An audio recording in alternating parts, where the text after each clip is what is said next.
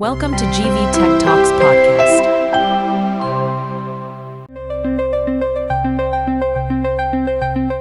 Cyber security ఈ పదం వినగానే మనలో చాలామందికి ఆ ఇదేదో పెద్ద టెక్నికల్ విషయం, మనకు సంబంధం లేనిది అనిపిస్తుంది. నిజమే. కానీ మనం ప్రతిరోజూ ఈ డిజిటల్ యుద్ధభూమిలోనే నడుస్తున్నాం. అవును, మనకు తెలియకుండానే మనం ఈ యుద్ధంలో సైనికులన్నమాట. మీరు చెప్పింది అక్షరాల నిజం. ఆ సోర్స్ ఒక షాకింగ్ గణాంకంతో మొదలవుతుంది. ప్రపంచవ్యాప్తంగా ప్రతి 39 సెకండ్లకు ఒక హ్యాకింగ్ ప్రయత్నం జరుగుతుందట. అంటే ప్రతి 39 సెకండ్లకా? అవును, అంటే మనం ఈ సంభాషణ మొదలుపెట్టినప్పటి నుండి ఇప్పటికీ బహుశా వందల దాడులు జరిగిపోయాయి. అబ్బో, ఇది వింటుంటేనే కొంచెం కంగారుగా ఉంది. అంటే మన ఫోన్, మన ల్యాప్టాప్ ఇవే కాదు, అన్నీ.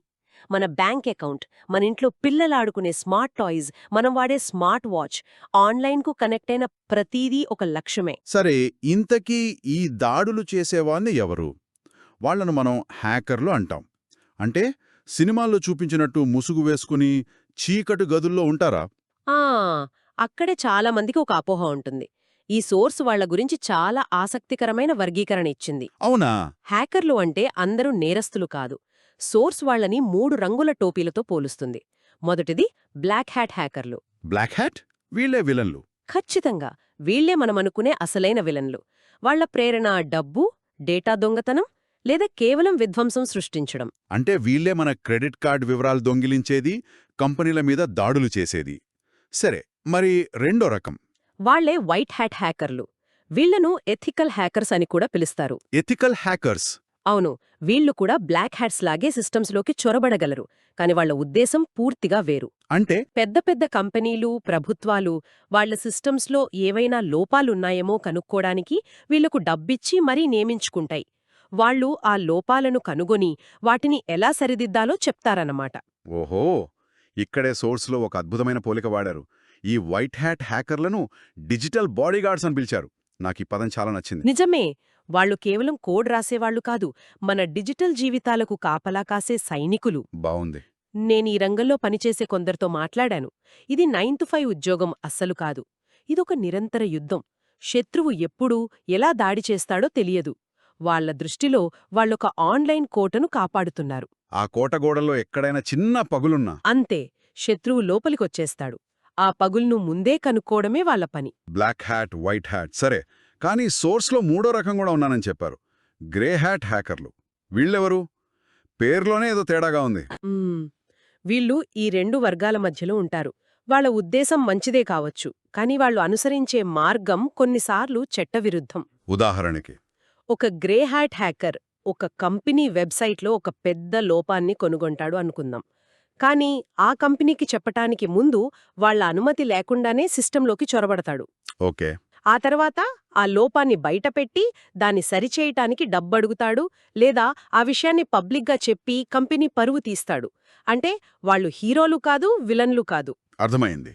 సరే, ఇప్పుడు మనకు ఈ డిజిటల్ యుద్ధభూమిలో ఎవరు ఎవరితో పోరాడుతున్నారో ఒక స్పష్టత వచ్చింది. కానీ అసలు యుద్ధం ఎలా జరుగుతుంది? అంటే ఈ దాడులు ఎలా మొదలవుతాయి? సినిమాల్లోలాగా గంటల తరబడి కోడింగ్ రాసి చేస్తారా? అక్కడే అసలు ట్విస్ట్ ఉంది. సోర్స్ ప్రకారం 90% పైగా సైబర్ దాడులు సంక్లిష్టమైన టెక్నాలజీతో కాదు, చాలా సింపుల్గా మానవ మనస్తత్వంతో మొదలవుతాయి. మానవ మనస్తత్వంతోనా? అవును, దీన్నే టెక్నికల్గా సోషల్ ఇంజనీరింగ్ అంటారు. అంటే మిమ్మల్ని టెక్నాలజీ పరంగా కాకుండా మానసికంగా మోసం చేయడం. సోషల్ ఇంజనీరింగ్ వినడానికి పెద్ద పదంలా ఉన్నా ఇది మనందరికీ ప్రతిరోజు ఎదురయ్యేదే కదా? ఖచ్చితంగా. ఉదాహరణకు, సోర్స్ చెప్పినట్టు మనకొక ఈమెయిల్ వస్తుంది. మన బ్యాంక్ నుండి వచ్చినట్టే ఉంటుంది. లోగో, ఫాంట్ అన్నీ పక్కాగా ఉంటాయి. అవును, మీ ఖాతా భద్రతా ప్రమాదంలో ఉంది, వెంటనే ఈ లింక్ క్లిక్ చేసి పాస్వర్డ్ మార్చుకోండి అని ఉంటుంది. మనం కంగారులో ఆ లింక్ క్లిక్ చేస్తాం. అంతే, అది మనల్ని బ్యాంక్ వెబ్సైట్ లాగే కనిపించే ఒక నకిలీ వెబ్సైట్కు తీసుకెళ్తుంది. మన యూజర్ నేమ్, పాస్వర్డ్ ఎంటర్ చెయ్యగానే అవి నేరుగా హ్యాకర్ చేతికి వెళ్ళిపోతాయి. దీన్నే ఫిషింగ్ అంటారు కదా? అవును, చేపకు గాలం వేసినట్టు మనకు ఆశ లేదా భయం అనే ఎర వేసి మన వివరాలను లాగేస్తారు అనమాట. ఇది చాలా ప్రమాదకరం. సోర్స్లో ఇంకొక ఉదాహరణ కూడా ఇచ్చారు, పబ్లిక్ వైఫై. ఇది చాలా సాధారణంగా జరిగే పొరపాటు. మనం ఎయిర్పోర్ట్లోనో, రైల్వే స్టేషన్లోనో ఫ్రీ వైఫై అని కనిపిస్తే వెంటనే కనెక్ట్ అయిపోతాం. కానీ అది హ్యాకర్ సృష్టించిన నకిలీ నెట్వర్క్ కావచ్చు. మనం దానికి కనెక్ట్ అయిన క్షణం మన ఫోన్లోని సమాచారం మొత్తం వాళ్లకు కనిపిస్తుంది. అంటే ఒక్క మాటలో చెప్పాలంటే వాళ్ళు మన సిస్టంలోని బలహీనతను టార్గెట్ చేయట్లేదు, మన మెదడులోని బలహీనతను టార్గెట్ చేస్తున్నారు. మన తొందరపాటు, మన భయం, మన అత్యాశ ఇవే వాళ్ల ఆయుధాలు. అందుకే సోర్స్ పదే పదే చెప్పేదేమిటంటే సైబర్ సెక్యూరిటీ అనేది టెక్నాలజీ సమస్య కంటే ముందు మానవ ప్రవర్తనకు సంబంధించిన సమస్య అని. కరెక్ట్. సరే, ఈ సోషల్ ఇంజనీరింగ్ దాడుల ద్వారా వాళ్ళు మన సిస్టమ్స్లోకి వచ్చాక ఎలాంటి నష్టాన్ని కలిగిస్తారు? ఈ రోజుల్లో మనం ఎదుర్కొంటున్న అతిపెద్ద సైబర్ ముప్పులేమిటి? సోర్స్ ఒక జాబితా ఇచ్చింది. అది వింటుంటేనే భయమేస్తోంది. అందులో మొదటిది బహుశా అత్యంత ప్రమాదకరమైనది, ర్యాన్సమ్వేర్. ర్యాన్సమ్వేర్ అంటే ఇది ఒక రకమైన డిజిటల్ కిడ్నాప్ లాంటిది. హ్యాకర్లు ఒక కంపెనీ నెట్వర్క్లోకి చొరబడి వాళ్ల ముఖ్యమైన ఫైల్స్ అన్నింటినీ ఎన్క్రిప్ట్ చేసేస్తారు. ఎన్క్రిప్ట్ హ్మ్, అంటే లాక్ చేసేస్తారా? అంతే. ఆ ఫైల్స్ను ఎవ్వరూ తెరవలేకుండా లాక్ చేసేస్తారు. ఆ లాక్ తీయాలంటే వాళ్లకు పెద్ద మొత్తంలో డబ్బు, మామూలుగా బిట్కాయిన్ల రూపంలో చెల్లించాలని డిమాండ్ చేస్తారు. దీని ప్రభావం ఎంత తీవ్రంగా ఉంటుందో సోర్స్లో ఒక ఉదాహరణతో చెప్పారు. జర్మనీలో ఒక హాస్పిటల్ మీద. అవును, ఆ దాడి జరిగింది. వాళ్ల కంప్యూటర్ సిస్టమ్స్ అన్నీ లాక్ అయిపోయాయి. పేషెంట్ల రికార్డులు అందుబాటులో లేవు. కొత్త పేషెంట్లను చేర్చుకోలేకపోయారు. అదే సమయంలో వచ్చిన ఒక ఎమర్జెన్సీ పేషెంట్ను వాళ్ళు వేరే నగరానికి పంపించాల్సొచ్చింది. ఆ ప్రయాణంలో ఆ పేషెంట్ చనిపోయారు. చూడండి, ఇది కేవలం డేటా గురించి కాదు, ప్రాణాల గురించి. నిజమే. తర్వాతది ఐడెంటిటీ థెఫ్ట్, అంటే మన గుర్తింపును దొంగిలించడం. మన ఆధార్, పాన్ కార్డ్ వివరాలు సంపాదించి మన పేరు మీద లోన్లు తీసుకోవడం, క్రెడిట్ కార్డులు వాడటం, మనకు సంబంధం లేని అప్పుల నుండి బయటపడటానికి ఏళ్లు పట్టొచ్చు. ఈ మధ్య నేను సోర్సులో చదివిన మరో కొత్త రకం ముప్పు నన్ను చాలా ఆందోళనకు గురిచేసింది. Deep fake voice scams. ఇది నిజంగా భయానకమైనదే. ఇది వినడానికి సైన్స్ ఫిక్షన్ సినిమాలాగుంది. మన గొంతును ఆర్టిఫిషియల్ ఇంటెలిజెన్స్ అంటే ఏఐతో అనుకరించి మన ఇంట్లో వాళ్ళకు ఫోన్ చేస్తారట. అవును, నేను కిడ్నాప్ అయ్యాను, ప్రమాదంలో ఉన్నాను, వెంటనే డబ్బు పంపించండి అని మన గొంతుతోనే మాట్లాడతారు. నమ్మశక్యంగా లేదు. టెక్నాలజీ ఎంతగా అభివృద్ధి చెందిందో మోసాలు కూడా అంతే అధునాతనంగా మారుతున్నాయి. మన కళ్లను, మన చెవులను కూడా నమ్మలేని రోజులివి. కేవలం కొన్ని సెకండ్ల మన వాయిస్ శాంపుల్ దొరికితే చాలంట. చాలు, వాళ్లు మన గొంతును క్లోన్ చేయగలరు. సోర్స్లో ఒక కంపెనీ సీఈఓ కథ ఉంది. అతనికి తన బాస్ నుండి ఫోన్ కాలొచ్చింది. ఓకే. అత్యవసరంగా ఒక వెండార్కు డబ్బు ట్రాన్స్ఫర్ చేయమని.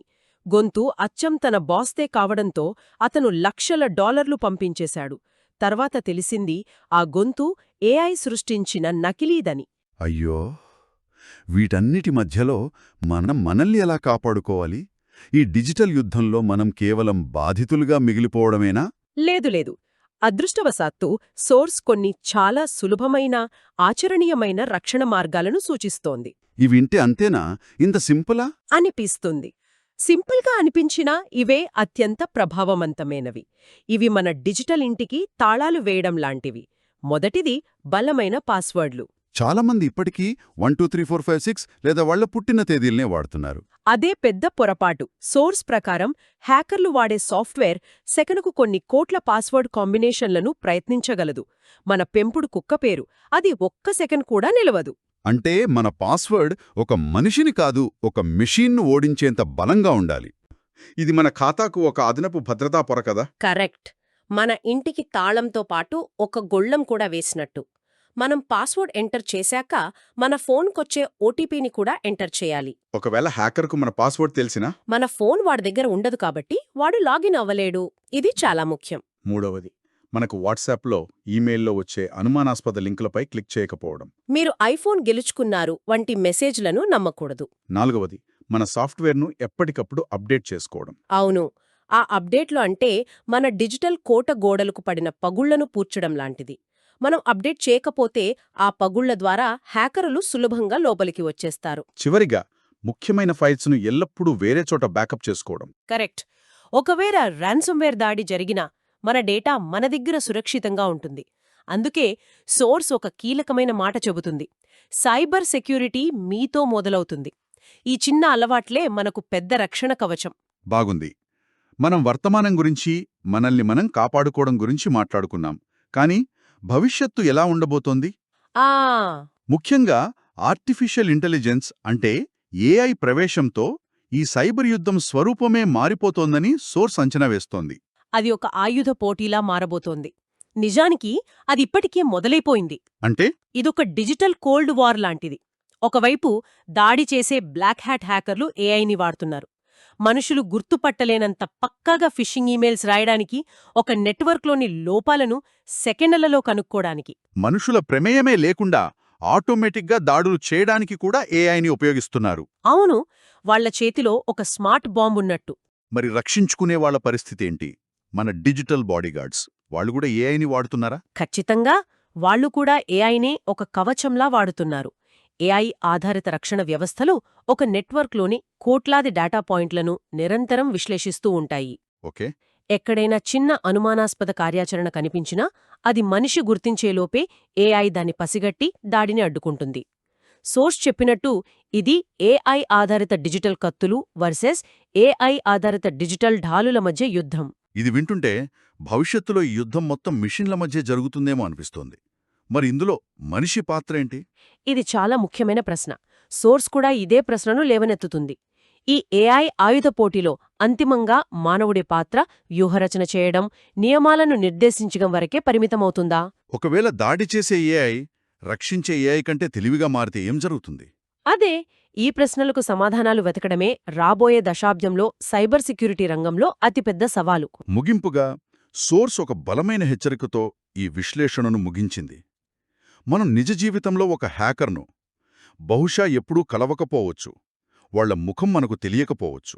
అవును, కానీ ఆన్లైన్లో మనం చేసే ఒకే ఒక్క పొరపాటు, ఒకే ఒక్క అజాగ్రత్త క్లిక్ మనల్ని వారి తదుపరి లక్ష్యంగా మార్చేస్తుంది. కాబట్టి దీని సారాంశమేమిటంటే, మనం ఆన్లైన్లో ఉన్నంతకాలం మనం యుద్ధభూమిలో ఉన్నట్టే. ఇది ప్రభుత్వాల బాధ్యత లేదా కంపెనీల బాధ్యత అని వదిలేయడానికి లేదు. మన డిజిటల్ ఉనికికి మనమే కాపలాదారును. ప్రతి ఒక్కరూ ఒక డిజిటల్ సైనికుడిలా ఆలోచించడం మొదలుపెట్టాలి. అవును, మన అప్రమత్తతే మన అతిపెద్ద ఆయుధం. ఈ మొత్తం సంభాషణ వినేవారిలో ఒక ఆలోచనను రేకెత్తిస్తుంది. మన జీవితాన్ని సులభతరం చేసుకోవడానికి టెక్నాలజీపై ఆధారపడతాం. Online banking, social media, smart home పరికరాలు ఇవన్నీ సౌకర్యం కోసం వచ్చినవే కదా. నిజమే. కానీ అదే టెక్నాలజీ, అదే సౌకర్యం మన భద్రతకు అతి పెద్ద ముప్పుగా మారినప్పుడు సౌకర్యానికి మరియు భద్రతకు మధ్య సరైన సమతుల్యతను మనం ఎలా సాధించాలి? ఎక్కడ గీత గీయాలి?